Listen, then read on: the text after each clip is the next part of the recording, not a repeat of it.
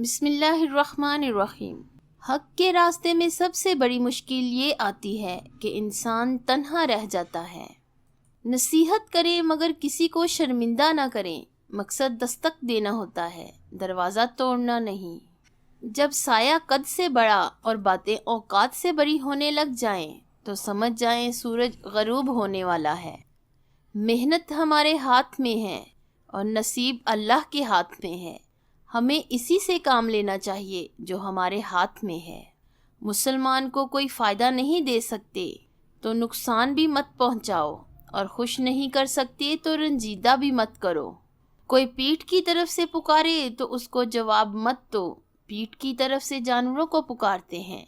وہ بلندی کس کام کی جس پر چڑھ کر انسان انسانیت سے ہی نیچے گر جائے۔ ناف میں کھیرے کا تیل ڈالنے سے لٹکا ہوا پیٹ اندر چلا جاتا ہے،